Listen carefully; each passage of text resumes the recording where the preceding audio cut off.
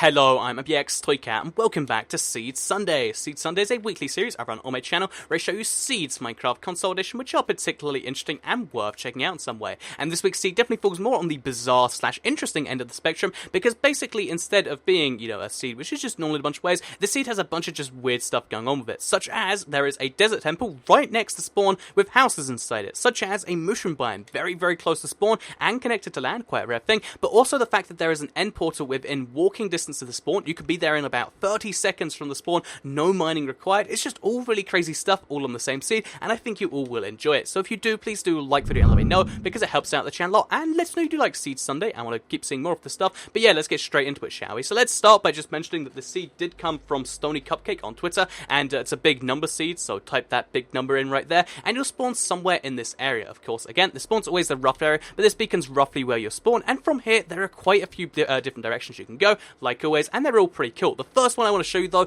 is the amazing distance from the spawn to the end portal, because this is the fastest I've ever seen on any seed, and I imagine it's one of the fastest you can humanly get, because all you have to do is walk about 20 blocks this way. So, okay, so here's me, here's me speedrunning from spawn straight to the portal. So, here you can see I run this way for about 5, maybe 10 seconds, and then from here, you can see there's a cave. We go in the cave for another, 10 seconds or so, and then there's a waterfall. We follow the waterfall down, and it takes us into here. From there, you can get down to here, and boom, that's the end portal just over there. That's right, there's going to be a silverfish spawning, and you're at the end portal that fast from spawning. It's the most amazingly fast, route I've ever seen, and it's pretty cool, especially if you like, I don't know, speedrunning your Stronghold. It's something that makes it a lot handier, because it's this easy to get to from the rest of your seed. Not only that, by the way, this isn't the only way into the Stronghold either. There is a second cave just over here, in case you want to go faster, but from a different direction. There's a second cave over here that's a bit more vertical, if you're willing to take a bit more falling damage, where you can get there in a little bit shorter time, and there's also the fact that this hooks up to the ravine, which is found just over here. So yeah,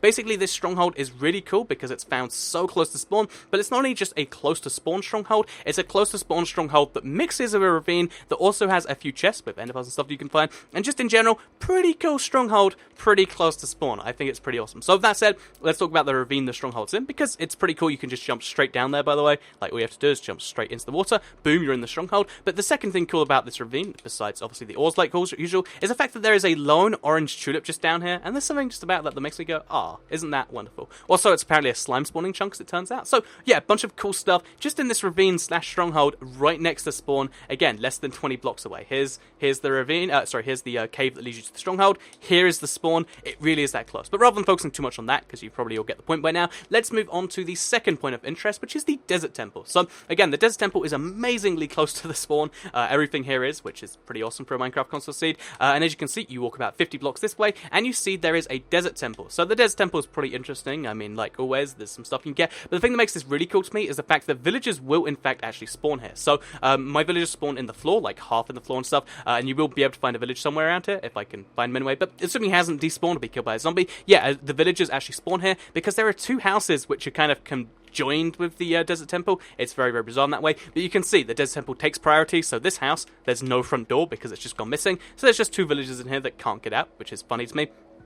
But as well as that, there's a second house just over here, which does actually have, oh no, it doesn't have a way in, but all it has is, the top of the, what should be a table, so there's just a pressure plate here, there's some stairs here, there's a crafting table, and then there's some bookshelves, and that's it. That's the entirety of this house, and the librarian that spawns with it does still spawn, but he spawns inside the desert temple. It's very, very bizarre stuff. It's very, very cool, and it's not something you find all the time. It happened a lot more back when, the desert temple update came out in, like, TU14, but since then, it's been a lot rarer, and if you want to see one of these things again, to live the old days, or just for pretty cool stuff, that's something you can do here. But that's not even where this village ends in being cool and wacky, because as you can see looking around the place, it's very bizarrely leveled. So for instance, if you look over here, you can see, if you look over here, the pathway is just nice and flat, right? It goes nice and flat around the place, but if you look anywhere around that place, you can see the pathway just goes up and down, into cave, down into caves, out of caves. There's just a big hole in the path here. Here you can see it goes like kind of below other stuff. Also, there's a house just below ground here. It's very, very bizarre stuff. You can even get to the door if you go through here. Very, very interesting interesting little village with a lot of bizarre houses that aren't on the correct level. If you like your villagers being all messed up and stuff, this village is the perfect one for you. If you don't like your messed up villages, then probably not. Also, look, you can see the dirt managed to spread from underneath the planter. Very, very, very weird, again, over here too. You can just explore this thing if you want to see some bizarre stuff, but that's what it's got covered for you. So this is the second point of interest. I would show you coordinates, but it's literally within eye distance of the spawn, but just in case you need them anyway, here they are. And then finally, if we head to the, the west a little bit, or the east, sorry, you'll end up at this Mushroom Island. So Mushroom Islands are found so close to spawn, pretty rare by themselves. Mushroom Islands found connected to land, very rare, because it has to border an ocean biome. But yeah, then finding both those things at the same time, pretty darn awesome and pretty darn rare. And if you like mushrooms, geez, you're in for a pretty good surprise. So I think that's awesome.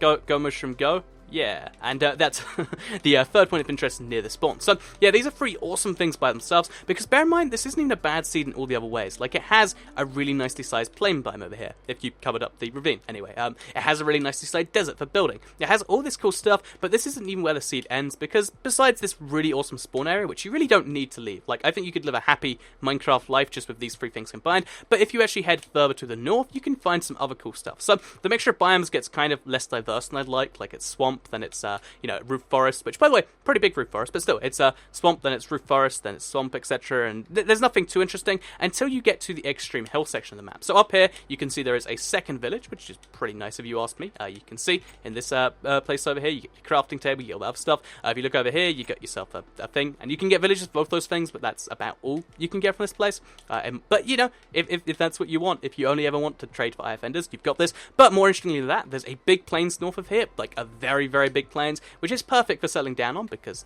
mobs, all that other stuff that you might usually want. But also, because if you see there's an extreme hills over here, this has the perfect mixture of places to explore because, I show off ravines mixed with abandoned mineshaft, all the time now, right? Like, oh yeah, there's another one and here's another one. And although, they are reasonably rare, most seeds, or a lot of seeds seem to have one or sometimes even two of these, which is, kind of cool by that. But this one's a seed, so this is found in extreme hills, has a lot of stuff that is even cooler than that. So first of all, if you see over here, there are some emeralds just over there. Second of all, sorry, that distracted me, I didn't see those emeralds till just now. But yeah, the cool thing about this is the fact that you can actually get onto the mineshaft from the, the ravine itself, which means it feels like it's better integrated into the place, because if you want to actually get around the place, you can. Just remove that block, then boom, we're exploring the abandoned mineshaft without having to do the whole, fall onto it thing, which is kind of messy.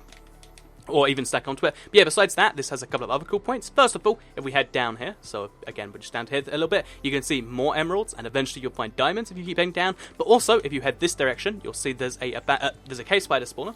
Always a cool thing if you ask me. There's a slime spawning chunk, as it turns out again. Seems to be a lot more of those recently. I wonder if that's a glitch. But yeah, also if we head up here, and then we head to the left over here, I believe, and then we take another left, and then we take another left, we get one of the coolest mixtures again, which is abandoned mineshaft crossed with a zombie spawner. So here you can see the two kind of cross together in a really, really cool, bizarre way. So there should be like a 4 wooden pillar thing, but it's 3 wooden pillars and a cobblestone pillar. I think that's pretty cool. But then yeah, besides that, you can see 2 chests, lots and lots of name tags for you, if that's your thing, as well as the disc 13, which I can't really recommend quite as much as name tags, but still, pretty cool stuff you can find at these corners just over here, or I'll fly out for you if that helps you out. And just in general, pretty awesome seed. It's very wacky. Everything I find, whenever I looked through caves, whenever I found anything like that, it was all just very bizarre. And if that's what you want in a seed, if bizarre is the description you're going for, this seed has got you covered, because it's just a very, very different seed in a lot of different ways. And if different's the adjective you like, then this seed got you covered. And hopefully it is, because, that's this week's Seed Sunday. If you did like it, please do like the video and let me know.